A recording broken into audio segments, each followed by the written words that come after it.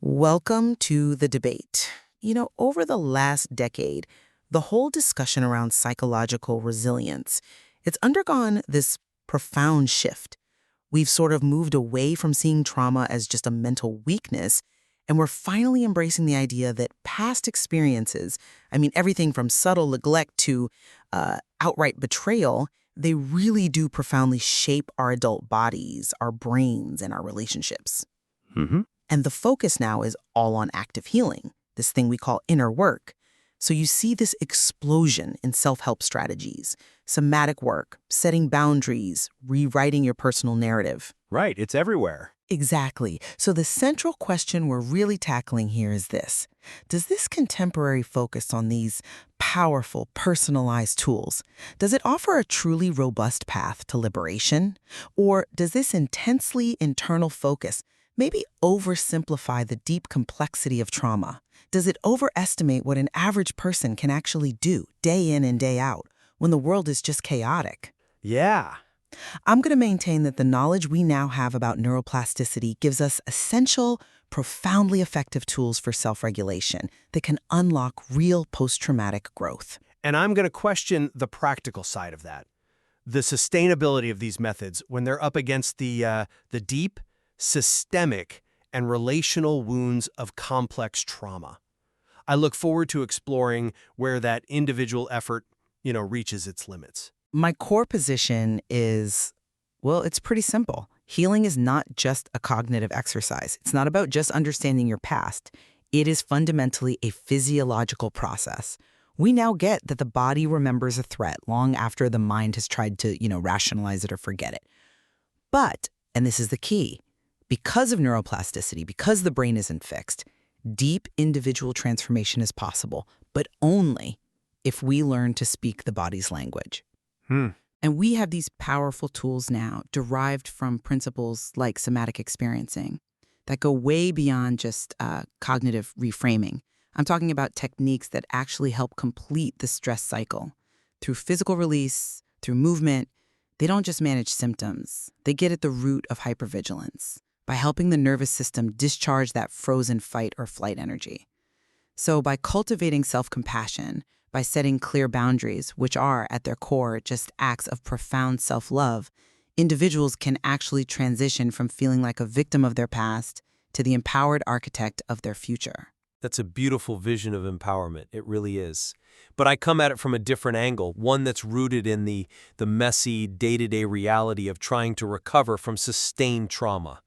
We agree on the neurobiology, of course. The amygdala hyperactivation, the CPTSD symptoms, all of it. But when trauma has been relational and chronic, I'm talking complex PTSD or even intergenerational trauma, those protective patterns, they become absolutely rigid. You see pervasive dissociation, crippling low self-worth, really dysfunctional attachment issues. Sure. So my challenge is really about bandwidth. It is exceptionally difficult for someone who is already struggling with chronic anxiety, low energy, constant hyperarousal, to consistently implement these complex, daily somatic or reflective practices. They often get it intellectually, but the shame or just the sheer emotional exhaustion, it leads them right back to self-sabotage. They revert to dissociating or just feeling numb to cope. So these ideal self-help concepts, they start to feel less like a roadmap and more like another demanding homework assignment that they inevitably fail at. And that just reinforces the cycle of self-blame. Individual effort starts to feel, insufficient when the original wounds were about chronic violations of safety. I see why you think that. I do. But let me offer a different perspective on the very mechanism you're questioning. The complexity of CPTSD is precisely why a beyond talk approach is so essential. Trying to think your way out of a physiological response it's a guaranteed path to failure. Okay. So when we talk about techniques like, say, titration or pendulation, things you read about in self-help, we are not asking for some heroic effort all at once. We're asking for small, consistent moments of awareness. Think of titration like easing into a very cold pool. You just dip your toe in, that's a small sensation of distress, and then you pull back to the warmth of comfort. You don't just jump in and shock your system. Pendulation is just that gentle shifting between the activated tension and your calm resources. These methods are designed specifically not to overwhelm the system. They respect its survival mechanisms while, bit by bit, expanding the window of tolerance. This is manageable, even for someone with low energy, because the whole focus is on micro wins, not massive breakthroughs. That's an interesting point, framing it as micro wins. But my question is, how do those micro wins survive the harsh reality of chronic stress? Emotional dysregulation and hypervigilance, they're never just isolated physiological problems. They are reinforced by decades of this harsh inner critic, of low self-esteem. It's a constant loud background noise of judgment that started in childhood. Right. So to truly rewire the brain to enhance vagal tone and shift the system from that sympathetic fight-or-flight dominance back to parasympathetic calm, that requires a multi-year marathon of sustained practice. Now think about the average person. How do you expect a single parent working 2 jobs, dealing with systemic issues like poverty, to consistently find the small, consistent awareness needed to gently guide their nervous system back to safety? The sustained effort that's required is just constantly undermined by real-world stressors. The second a financial crisis hits or a trigger happens, the person reverts right back to that established neural pathway of freezing or fleeing, regardless of how many minutes of interoception they manage that morning. The sheer duration and consistency needed for a real neurological shift it's a practical barrier that the self-help movement just frequently minimizes. I absolutely acknowledge the massive barrier of exhaustion. I do. But dismissing the practice because the world is hard well, it's effectively saying we should just accept the limitations the trauma imposed on us. I would frame it differently. The practice doesn't have to be perfect. In fact, seeking perfection is often a trauma response itself. The key insight from neuroplasticity is sustained novelty. If you manage just 10 minutes of genuine somatic work a day, even if you do it poorly, that still builds 365 new neural pathways over a year. That's the actionable part. 10 minutes of an intentional shift is infinitely more powerful than waiting for the perfect moment or the perfect environment. If the system is constantly being reinforced externally by stress, we must create counter-reinforcement internally. Okay, I agree waiting isn't an option. But that's exactly where the cycle of shame comes roaring back in. If I practice 4 days out of 7, the self-help world often frames that as me failing. The inner critic, that persistent voice, it doesn't see 4 new pathways. It sees the 3 days I failed, and it uses that as evidence to reinforce the core belief, I am incapable of change. This leads directly back to self-sabotage. The tools are exquisite, I agree, but applying them relies on a level of self-trust and psychological safety that, frankly, CPTSD survivors fundamentally lack. And that brings us directly to the concept of reclaiming agency, which has to come before consistent practice can really take root. The reward we're aiming for is post-traumatic growth, and that ultimate liberation. It comes from separating your identity from the traumatic event, externalizing it, and then consciously rewriting the story. This is the essential work of, and I know this phrase sounds like self-help fluff, but befriending the inner child. But let's talk about what that really means physiologically. It means intentionally generating the neurochemicals of safety, validation, and compassion that we're missing in childhood. This internal reparenting is how you take control and actively stop the cycle. And what's more, this deliberate action is the critical step needed to break intergenerational cycles. Studies on epigenetics suggest that interrupting these trauma patterns is a responsibility we have to future generations. This is empowerment realized. I'm sorry, I just don't buy that clean, visionary narrative when the relational harm is still happening. Healing relational wounds like deep family betrayal or chronic emotional neglect, it requires an individual to set boundaries. And here is where all that internal work meets a very hard external wall.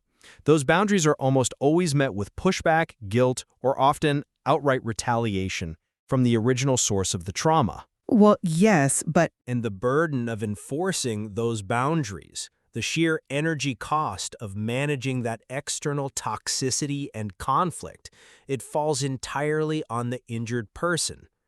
You can do all the inner child work you want, but if your now regulated nervous system has to go right back into an environment where you are still being gaslit, where your limits are constantly violated, the inner work is severely undermined.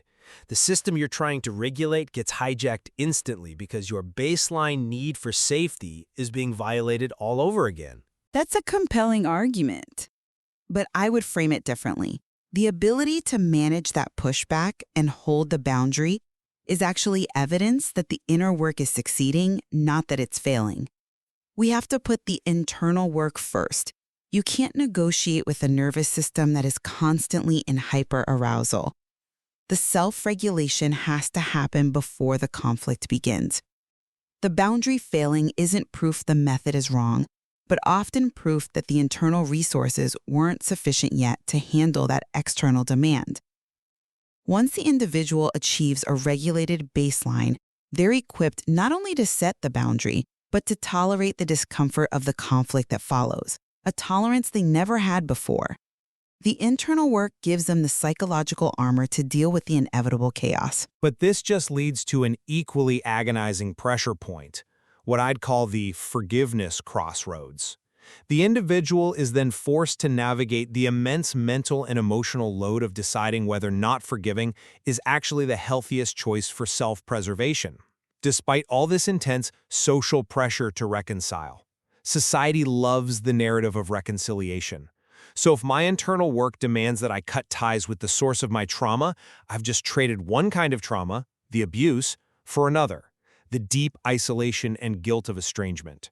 We're asking the injured party to shoulder the entire cost of their recovery, both internally and relationally. Isolation isn't the goal, though. Regulation is. And establishing healthy separation isn't the same as isolation. It is a profound act of self-preservation that opens the door to healthier, safer attachment somewhere else.